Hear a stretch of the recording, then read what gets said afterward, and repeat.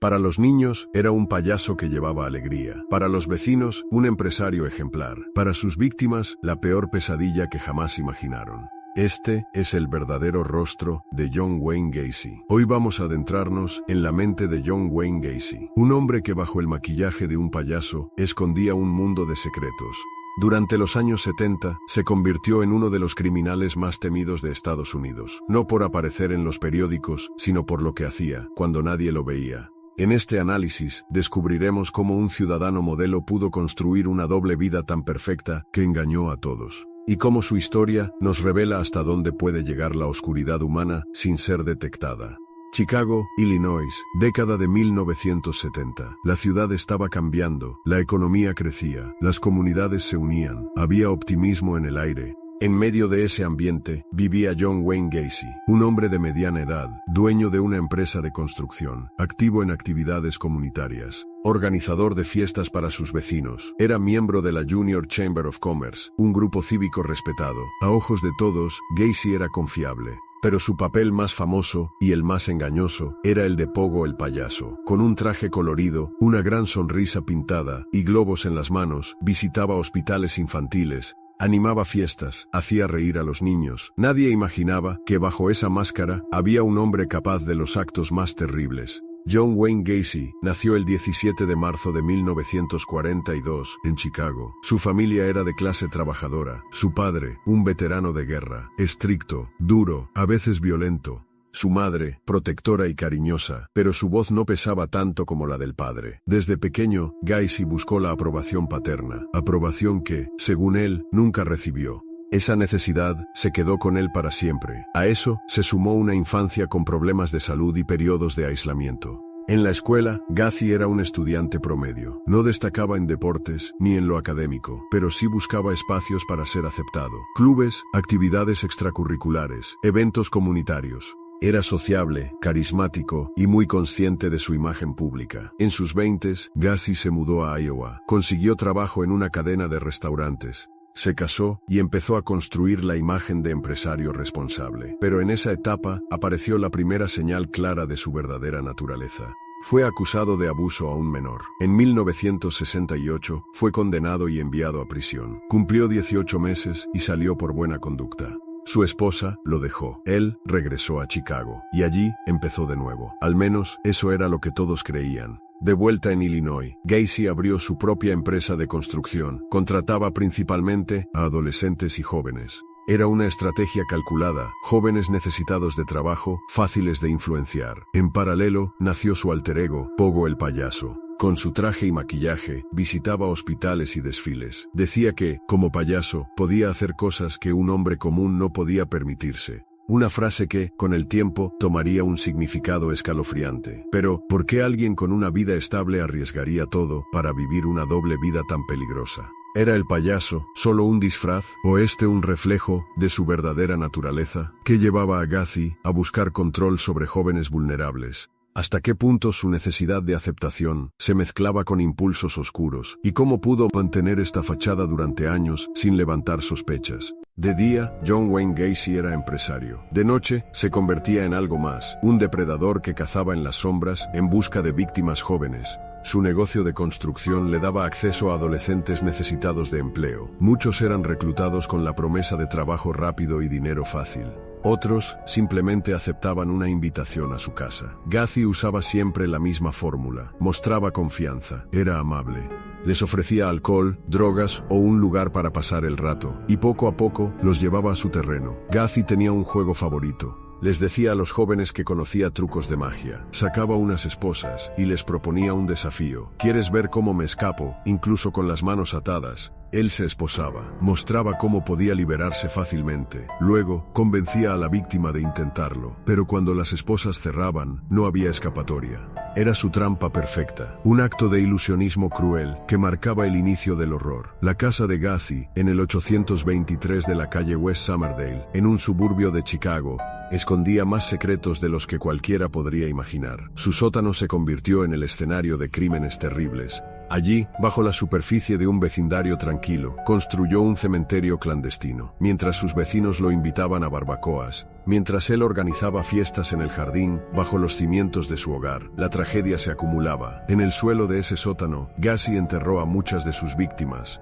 Pero, ¿cómo logró ocultar esto tanto tiempo? La respuesta está en su habilidad para interpretar dos papeles a la perfección. En público, era el payaso sonriente, el organizador de fiestas, el vecino servicial, el empresario que generaba empleos. En privado, era controlador, manipulador y extremadamente cuidadoso. Planeaba cada movimiento, mantenía una disciplina fría. Y si alguien sospechaba, usaba su carisma para desviar las dudas. Es difícil imaginar cómo alguien podía moverse entre dos mundos tan opuestos sin levantar alarmas inmediatas. En 1972, Gacy cometió lo que más tarde describiría como su primer asesinato. La víctima, un joven de apenas 16 años. Gacy aseguró que fue accidental, pero esa versión nunca fue convincente. Lo cierto es que, lejos de detenerse, ese crimen abrió la puerta a una espiral sin retorno. Durante los siguientes años, jóvenes desaparecieron en la zona. Vecinos notaban olores extraños cerca de la casa de Gacy. Él lo explicaba con excusas, problemas de drenaje, un animal muerto bajo la casa. Y la gente le creía. Chicago empezó a llenarse de carteles de desaparecidos. Madres desesperadas buscaban respuestas. Pero la conexión con Gacy aún no estaba clara. Los 70 fueron una época turbulenta. La policía lidiaba con múltiples casos. Y muchos de esos jóvenes eran considerados rebeldes que habían huido de casa. La realidad era mucho más oscura. ¿Cómo podía un hombre disfrazado de payaso actuar con tanta impunidad? ¿Por qué nadie unía las piezas? ¿Y cuántas víctimas más habría antes de que la verdad saliera a la luz? Lo que comenzó como un engaño con esposas se convirtió en una cadena de crímenes ocultos bajo una sonrisa pintada. Pero la máscara no duraría para siempre. En la siguiente parte, veremos cómo las primeras sospechas crecieron, cómo una investigación rutinaria destapó el secreto que Gacy intentó enterrar, junto con sus víctimas.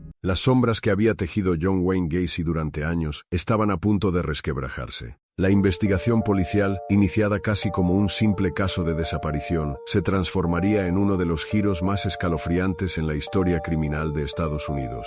Era diciembre de 1978, un mes marcado por el frío, la rutina navideña y en silencio la desaparición de un joven llamado Robert Piest, un adolescente de apenas 15 años, cuya inocencia fue el hilo que desencadenó la caída del payaso asesino. La policía de Des Plaines, inicialmente, pensó que se trataba de una fuga adolescente más. Pero algo no cuadraba. Robert no era de los que desaparecían sin dejar rastro. Era aplicado, responsable, y la última vez que lo vieron, mencionó que iba a hablar con un contratista local para un posible trabajo. Ese contratista tenía nombre y apellido: John Wayne Gacy. Los oficiales decidieron hacer lo que parecía un procedimiento rutinario: visitar a John Gacy, hacerle unas preguntas, revisar la coartada. Pero lo que encontraron en ese primer contacto fue desconcertante. John Gacy apareció como un hombre educado, sonriente, un miembro activo de la comunidad. Hablaba con confianza, casi con condescendencia. Negó haber visto al joven, y aunque parecía convincente, los detectives percibieron una grieta en su fachada. La casa de John Gacy, ubicada en el 8213 de Summerdale Avenue, pronto se convirtió en un foco de sospecha. Los oficiales solicitaron una orden de registro inicial. En ella hallaron cosas pequeñas, pero perturbadoras. Objetos que parecían fuera de lugar. Ropa de jóvenes, llaves que no pertenecían a John Gacy, documentos de identidad de personas desaparecidas. Fragmentos de un rompecabezas siniestro que todavía no se ensamblaba. La policía decidió intensificar la vigilancia. Durante días, los detectives siguieron cada paso de John Gacy. Lo observaron conducir, reunirse con amigos, asistir a fiestas navideñas, como si nada ocurriera. Pero en esa misma rutina, comenzaron a notar un patrón de comportamiento errático. John Gacy bebía en exceso, conducía de manera imprudente, parecía nervioso, como si supiera que las paredes se le venían encima. Mientras tanto, las pruebas se acumulaban. Testimonios de jóvenes que habían trabajado para él, historias de proposiciones incómodas, desapariciones conectadas, siempre con un punto en común: John Gacy. La policía estaba atrapada en una carrera contra el tiempo. Pausa breve. Sabían que tenían a un sospechoso, pero no suficientes pruebas para hundirlo. Y John Gacy, con esa mezcla de soberbia y cinismo, parecía disfrutar el juego. Llegó incluso a invitar a los detectives a comer con él. a bromear sobre las acusaciones. Como si todo fuera un espectáculo con él en el centro del escenario. Pero entonces apareció un giro inesperado. Uno de los investigadores notó un olor extraño, nauseabundo, proveniente de las rejillas de ventilación de la casa. John Gacy, sin perder la compostura, explicó que era por problemas de plomería, una mentira que solo aumentó las sospechas. La presión psicológica sobre John Gacy fue creciendo. Sabía que lo seguían, que lo observaban, y poco a poco comenzó a desmoronarse. En un intento desesperado, habló con abogados, intentó obtener protección legal, pero ya era demasiado tarde. Finalmente, tras reunir pruebas clave, los detectives obtuvieron una segunda orden de registro. El 21 de diciembre de 1978, entraron de nuevo a la casa de Summerdale. Lo que descubrieron allí cambiaría para siempre la historia criminal de Estados Unidos. En el espacio reducido bajo la vivienda, en el área conocida como el Crawl Space, comenzaron a excavar. Lo que al principio parecía solo tierra húmeda y compacta, pronto reveló su verdadero horror. Restos humanos, huesos enterrados, cuerpos apilados en silencio, ocultos bajo el suelo de una vida aparentemente común. La policía quedó paralizada. Los oficiales, endurecidos por años de servicio, tuvieron que detenerse, respirar hondo, porque lo que veían superaba cualquier caso anterior. Uno tras otro, los cuerpos comenzaron a emerger. La magnitud del crimen era inimaginable. No era solo un asesinato, no eran dos. Era una fosa común, cuidadosamente construida por un hombre que vivía una doble vida.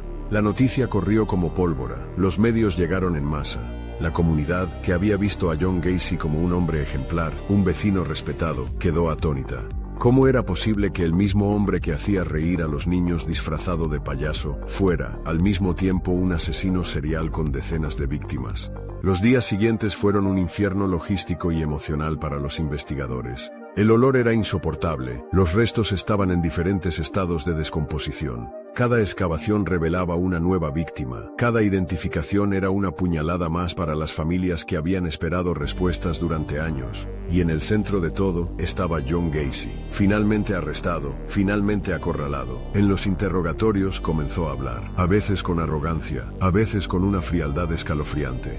Reconocía, en tono casi casual, lo que había hecho, pero nunca mostró verdadero arrepentimiento. Para él eran solo cadáveres bajo la casa, como si fueran desechos y no vidas humanas destruidas. La cifra final de víctimas confirmadas ascendió a 33 jóvenes, con sueños truncados, enterrados bajo la máscara de un monstruo disfrazado de payaso. El caso de John Gacy no solo estremeció a la nación, redefinió la manera en que la sociedad veía la seguridad en los barrios. Recordó al mundo que el mal puede habitar detrás de la sonrisa más amable, que los monstruos muchas veces no se esconden en la oscuridad, sino que se sientan a nuestro lado, en las fiestas, en los desfiles, en los vecindarios. Y cuando cayó el telón de la captura, el mito del vecino perfecto se rompió para siempre. John Wayne Gacy ya no era el hombre carismático que organizaba eventos comunitarios. Era el asesino serial más aterrador de su tiempo. La oscuridad siempre deja huellas, y en cada historia que aquí contamos, intentamos descifrar sus secretos más profundos. Este fue otro viaje a lo más retorcido de la mente humana. Pero recuerda, los monstruos no siempre viven en cuentos, a veces caminan entre nosotros. Si quieres seguir explorando conmigo, sus mentes, sus crímenes y su anatomía, suscríbete ahora y activa la campana, porque en este canal, cada villano deja cicatrices que vale la pena mirar de frente. Bienvenido a la anatomía del villano, donde la oscuridad siempre tiene voz.